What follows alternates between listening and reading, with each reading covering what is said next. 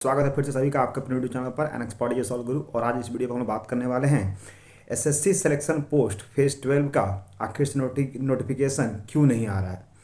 जैसा कि आपको पता है कि एसएससी जो फेज 12 है ये क्या होता है, सभी को पता ही होगा। नहीं पता तो बताना चाहते हैं आपको। एसएससी फेज की जो बात होती है इसमें उन डिपार्टमेंट को रखा जाता है जिस डिपार्टमेंट को ना ही एसएससी एमटीएस कवर करता है, ना ही एसएससी सीएचएसएल कवर करता है, ना ही एसएससी सीजीएल कवर करता है। जी हाँ दोस्तों, तो बहुत सारे ऐसे सेंट्रल गवर्नमेंट के डिपार्टमेंट है जो कि इन तीनों के अंतर्गत नहीं आते हैं, या फिर उसका रिक्रूटमेंट जो होता है ये तीनों संस्थान नहीं करती है, ना सीजीएल करती है, ना सीएचएसएल करता है, ना ही फिर एमटीएस करता है। सो उन डिपार्टमेंट में जो सेंट्रल गवर्नमेंट की होती है उसमें जो रिक्रूटमेंट होता है, चाहे वो एलडीसी का हो, एमटीएस का हो, या फिर यूडीसी का हो, तो उनमें एसएससी का जो होता है वो सिलेक्शन पोस्ट चलता है, सिलेक्शन पोस्ट। और अभी सिलेक्शन पोस्ट जो है वो 12 आने वाला है। और जैसा कि पता है कि इसका नोटिफिकेशन 1 फरवरी को ही आया था कि 1 फरवरी से इसका फॉर्म भरना शुरू हो जाएगा, लेकिन अभी तक नोटिफिकेशन के रिगार्डिंग कोई भी अपडेट नहीं है। सो बहुत सारे बच्चों मुझे लगातार मैसेज कर रहे थे सर तो इस पर वीडियो बताइए और ये बताइए कि ये कब तक आने वाला है।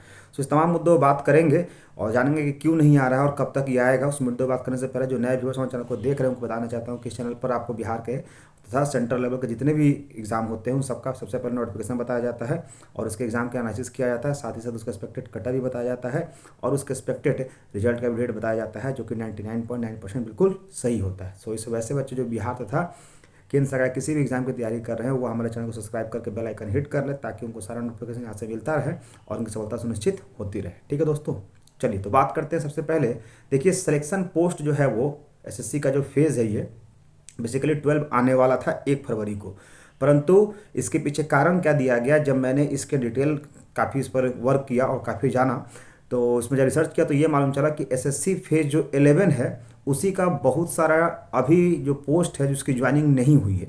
अब जाहिर सी बात है कि अगर एसएससी फेज 11 का अभी तक ज्वाइनिंग नहीं हुआ, यानी एसएससी फेज में जितने भी डिपार्टमेंट थे उसमें से 90% डिपार्टमेंट का ज्वाइनिंग हो चुका है, परंतु जो 10% डिपार्टमेंट अभी भी हैं जिसमें अभी तक ज्वाइनिंग नहीं हुई है उनकी भी प्रक्रिया चल रही है।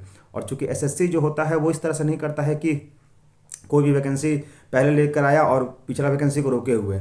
ये जब तक एसएससी फेज़ 11 का पूरे पोस्ट का ज्वाइनिंग नहीं करवा देता है तब तक ये फेज़ 12 नहीं निकालेगा। अब कुछ बच्चों का ये भी कहना था कि सर कि अगर नोटिफिकेशन आने में क्या देर होगा तो एग्ज़ाम का डेट भी जो हमारा एसएससी का कैलेंडर इसके अकॉर्डिंग बढ़ाया जाएगा या नहीं। तो जी हाँ दोस्तों, आपका जो एग्ज़ाम का कैलेंडर है उसको ही बढ़ाया जाएगा। जैसे कि मान के चलिए, जहाँ तक मुझे 99.9% उम्मीद है कि आपको ये 25 फरवरी तक नोटिफिकेशन जारी हो जाएगी, तो ये जो 25 दिन का डिफरेंस है वो आपके एग्ज़ाम में ऐड ऑन होगा। यानी जो मान लीजिए आपका एग्ज़ाम का डेट जो भी होगा इसका उसमें 25 दिन आपको एक्स्ट्रा टाइम दिए जाएंगे आपको तैयारी करने के लिए। क्योंकि अगर नोटिफिकेशन लेट से आता है तो उसका एग्ज़ाम भी लेट से ही होगा, इस बात को आप श्योर रहिए। ऐसा नहीं कि नोटिफिकेशन अगर लेट से आता है तो इसका एग्ज़ाम उसके तय डेट पर होगा, ऐसा बिल्कुल नहीं होगा। ठीक है, तो आपने माइंड मेकअप ये करके चलिए। अब बात होती है कि सर इसमें फेज 12 में किन किन लेवल पर वैकेंसी आती है। तो फेज 12 में जो है वो 10th लेवल पर भी वैकेंसी आएगी, 12th लेवल पर भी आएगी और ग्रेजुएशन लेवल पर भी आएगी। सो वैसे बच्चे जो किसी कारणवश एसएससी के एमटीएस में या फिर सीएचएसएल में या फिर सीजीएल में छूट गए हैं उन बच्चों के लिए ही कह सकते हैं कि ये रामबाण है और उनको एक दूसरा मौका दिया जाता है आगे बढ़ने के लिए। हमारे बहुत सारे ऐसे स्टूडेंट हैं जो कि एसएससी सीएचएसएल में उनका नहीं हो पाया और फेज़ 11 में उनका रिजल्ट आ गया।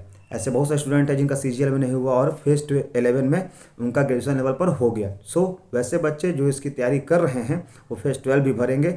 बाकी इसका जो भी नोटिफिकेशन आएगा तो उसमें डिटेल एनालिसिस करेंगे कि किन किन पोस्टों पर है। क्योंकि जाहिर सी बात है कि एसएससी 11 हो या 12 हो, इसकी वैकेंसी काफ़ी विस्तारित रूप में आती है। यानी इसका छोटा मोटा वैकेंसी नहीं आता है केवल नोटिफिकेशन आ गया, इसका कोड होता है, किस कोड में कौन सी आपकी योग्यता होगी तो उसका डिटेल एनालिसिस करना पड़ेगा। और सभी लेवल का 10th लेवल का अलग वीडियो बनाएंगे, 12th का अलग बनाएंगे और ग्रेजुएशन का अलग बनाएंगे। इसलिए आप लोग पैनिक मत होइए।